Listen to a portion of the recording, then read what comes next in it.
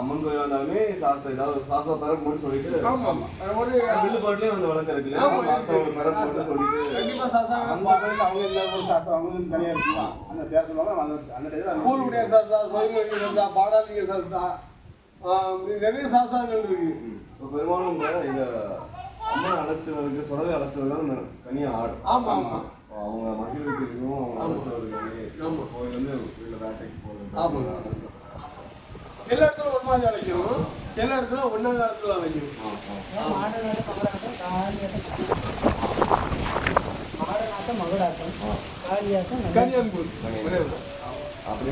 காளியாட கனியன் கூத்து ஆடணும், மாடனோட ஆட்டம் மகடாட்டம். மகடாட்டம் மாடன் வந்து இது மாடன் தானே பறையும் செய்யும். கோயில்னா மகடம் இருக்கணும், சுடலைன்னா தெய்வத்துக்குள்ள தொண்டு. கோயில்லாம் வந்து காளி ஆட்டத்துக்கு அது காளி ஆட்டம் கனியான் கூத்து அப்படின்னு வச்சிருக்காங்க. ஏன்னா அது கூத்து எதுக்கு கொண்டு வந்தாங்கன்னா திங்கட்கிழமையிலேருந்து புதன்கிழமை வர கோயிலில் நம்ம தொடர் நடக்கும் பலி கொடுக்காங்கல்ல, அம்மன் வந்து ரொம்ப ஆக்ரோஷமா இருக்கும். அந்த சாந்தப்படுத்துறதுக்கு புதன்கிழமை நைட்ல அந்த கூத்து வைப்பாங்க, பாடி மயில வைத்து கும்மி அடிச்சு விடுவாங்க. அம்மனை சாந்தம் ஆடனாட்டம் மகுடாட்டம்னா அதுக்கு என்ன, அது வெள்ளிக்கிழமை பரவாது. அது வெள்ளிக்கிழமை அந்த மாதிரி அதுலேயும் மாடனை சாந்தப்படுத்துவாங்க.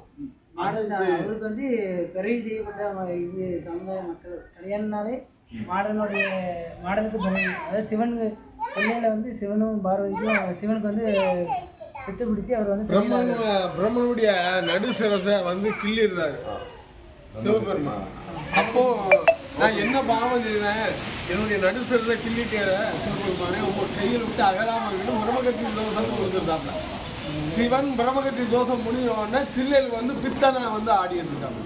பித்தனை ஆடக்கூடிய வேலையில பார்வதி பகவான் ஆடி கொண்டு இருக்கார, நாமளும் போகணும்னு தொடுதா அந்த தோஷம் அவளுக்கும் பிடிச்சிருக்கு. இப்படி தேவாதேவர்கள் மூவாதி முனிவர்கள் ரிஷிமார்கள் எல்லோருமே அந்த தில்லை மனத்தில் ஆடுறாங்க.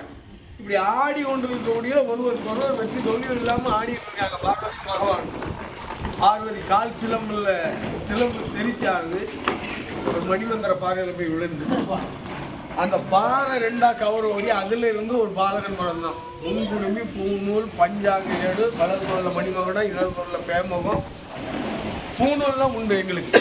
அந்த பூநூல் இவங்க மரபுல இவங்க நிறைய இதனால அந்த பூநூல் செய்ய சரியில்லாமல் பூநூல்லாம் அத்தெரிஞ்சிட்டாங்க.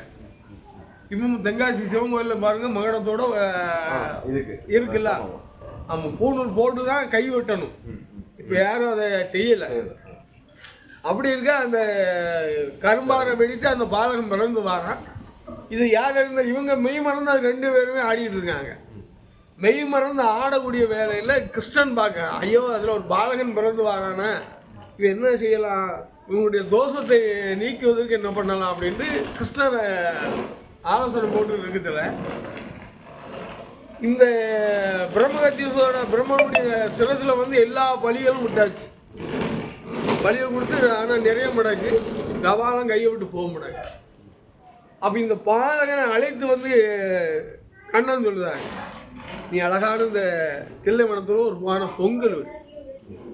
பொங்கல் விட்டு அதை பச்சரிசி சோறு பண்ணி லாம்படி இருக்குல்ல, அந்த லாம்படியில் எல்லா பன்னீர் ரத்தம் எல்லா ரத்தத்தையும் விட்டு நடத்து விட்டு உன்னுடைய கையை வெட்டி அதில் விட்டு அதுக்கு தரல, நீ அங்கே கொடுக்காத, அந்த கபாலத்தின் கையில் இப்படி முன்னால் கொண்டு நீட்டு அந்த இரத்த வாடகை வந்து அது பின்னோக்கி வரும் அப்படின்னு சொல்லாதுல. இவனும் அதே போல் கண்ணனுடைய சொல்லை கேட்டு செய்தான்.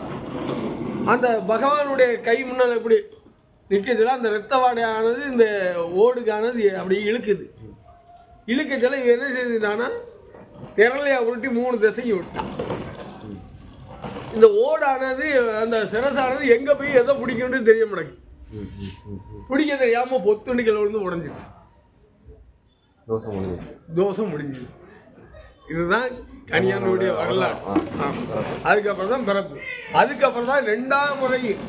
அப்போ இந்த கணியானை எங்கே வளர்க்க வைக்கலாம்னா தெய்வலோகத்தில் தெய்வ கன்னிமார் இடத்துல கொண்டு வளர்க்க கொடுக்காங்க.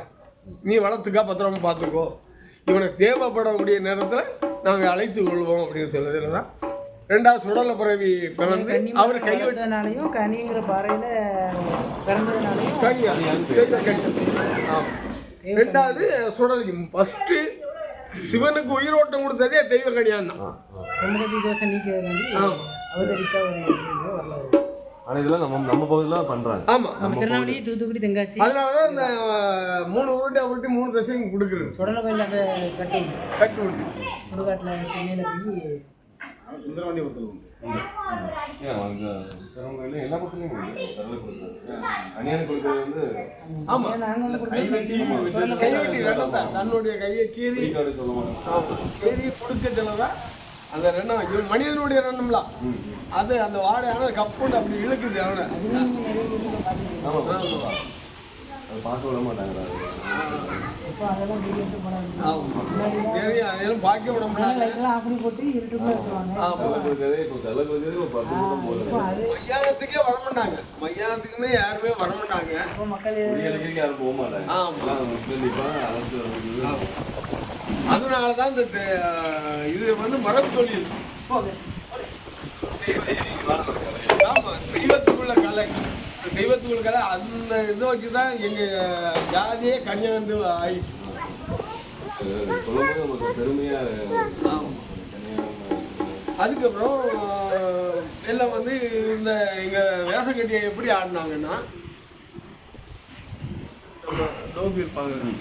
டோபிகிட்ட தான் வேஷத்துக்குள்ள சேலையெல்லாம் வாங்கி கொடுப்பாங்க. பெரியவங்க வேஷம் அது நல்ல சேலை இருக்கும், 1 மாத சேலை அழுக்கு சேலையாக இருக்கும்.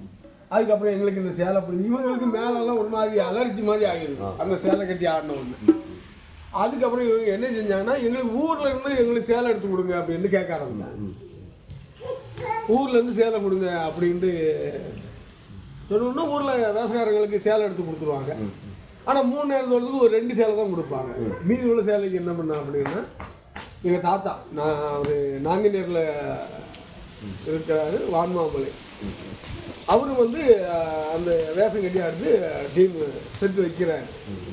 அப்படி செட்டு வைக்கிறதுல இன்னும் நாமளே சேலை எடுத்து ஆடுவோம் அப்படின்னு அந்த சேலையை ஒரு நடைமுறை கொண்டு வந்தார்.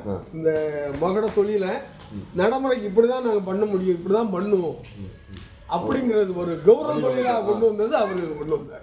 நம்மளே எடுத்து 3 நாளைக்கு 3 சேலை மாற்றி கட்டி ஆடுங்க அப்படின்ட்டு அவர் தான். அப்போ வந்து காலை கொடைக்கு மத்திய கொடைக்கு ஒரு சேலை மாற்றி ஒரே சேலை தான். அப்போ ஒரே சேலை தான் கட்டி 3 சேலை மாற்றி காலையில் ஒரு நேரம் ஆடுதோம்னா காலையில் ஒரு சேலை, அப்புறம் நைட்டு அப்புறம் மேக்கப்லாம் ட்ரெஸ் சேஞ்ச் பண்ணிட்டு அடுத்தது நைட்டுக்கு ஒரு சேலை, மறுநாள் பகலில் இருந்தால் மறுநாள் பகலுக்கு ஒரு சேலை, 3 நேரத்துக்கு 3 சேலை கொண்டு வருவோம். இந்த வட்டு வந்து அது நம்மளே ரெடி, நாங்களே ரெடி.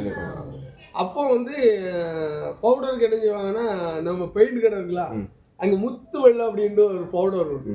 முத்து வெள்ளை, சிகப்பு, மஞ்சள், வெள்ளை, சிகப்பு. நான் வேஷம் கட்டி ஆடுறதெல்லாம் எண்ணெயில் குழச்சி தேகதை கலந்து தான் முகத்தில் அடிக்கணும். ஆனால் இப்போ உள்ள நாகரிக எல்லாம் மாறிடுச்சு. ஆமாம், எங்களுக்கு முகம்லாம் ஒரு மாதிரி அலர்ஜி ஆகிடும். இந்த வேஷம் கட்டினா அந்த முடியெல்லாம் போடும். என்ன இருக்குல்ல, இந்த 2 சைடும் இந்த கொண்டை கட்டி வந்து இப்போ வச்சு ரீத் மாதிரி ஒன்று வைப்பீங்க அப்படிதானே? இது இப்போ ரீத் வைக்காங்க. அப்போ ரீத் கிடையாது. இந்த முடிப்பு எடுத்து இதுல கருப்பு அதுல தான் இதுல புடிங்க எடுத்தது. அந்த வட்டை அதுல வச்சு கட்டுவாங்க. அது கட்டமா அந்த வட்டை அப்படியே எடுத்து முடிய போயிட்டு ஏன்னா அப்படியே படுத்துருப்போம். ஆமா ஆமா 7 மணி நேரம் 8 மணி நேரம் இருக்கணும். ஆடுவாங்க, சாமியாடி வந்து கொண்டே தட்டிடுவாங்க. ஆனா இப்போ இவங்க தட்டுனா பொத்துண்டு கூட்டத்தில் விழுந்துரும். எங்களுக்கு எவ்வளவு தட்டினாலும் விழாது. இறுக்கி நல்லா இறுக்கி 2 முடி எடுத்து. ஆமா, 2 இதுல ஒரு கை போடுவோம். அப்பெல்லாம் நீங்க முடி வச்சிருப்பீங்க. ஆமா, முடி உங்களை முடி வச்சிருக்காங்க. அப்ப வந்து நீங்க கண்டுபிடிச்சலாம் வேஷக்காரங்க வேஷம் கட்டி ஆடுவாங்க. இப்ப அப்படி இல்லை, இப்ப எல்லாரும் எடுக்காங்க. அந்த நேரத்துல வேஷக்காரங்க தனியா தெரியும். பங்கு வச்சிருந்தாங்க, அவங்க பங்கு வச்சிருந்தாங்க. எடுத்துருவோமா நீங்க தான் அவங்க நாங்களாம் இங்க வீட்டுல இருந்து கனியான் ஆடுறவங்க பேர் என்ன சொல்லுவாங்க? கன்னியான் கனியான். இதுக்கு வேற மகடக்காரங்க வேசக்காரங்க பாடுறது அண்ணாதி. துணை பாட்டுக்கு ஜாயின் அண்ணாதி. ஜாயின் அண்ணாதி. தாளம் தாளக்காரன். ஆமா. நீங்க அப்போ இந்த கை சுத்தி சரி. கம்மி நீங்க அப்ப நானும் ஒரு தடவை பண்ணேன்.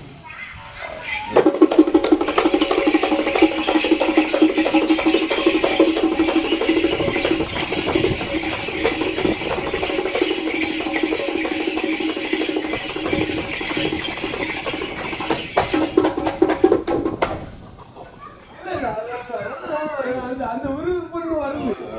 அது உள்ள அது அந்த அதோட ஊர்ந்து ஊர்ல இல்ல அது நிக்காம இது ஒரு கத்துக்கணும் ஆசை இருக்கு. ஒத்தகைண்டு இப்படி சுத்துவாங்க.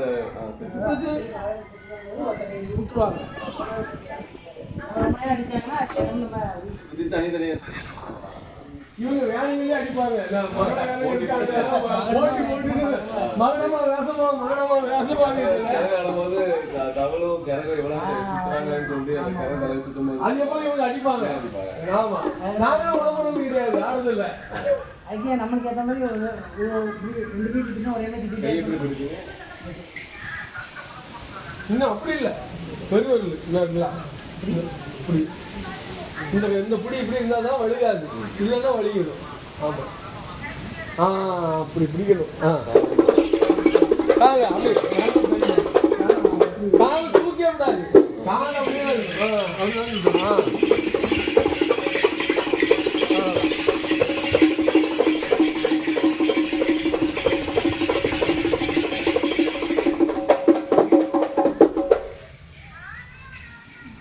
எப்படி இல்லப்பா 5 நிமிஷம் அடிப்பாங்க, 10 நிமிஷம் அடிப்பாங்க.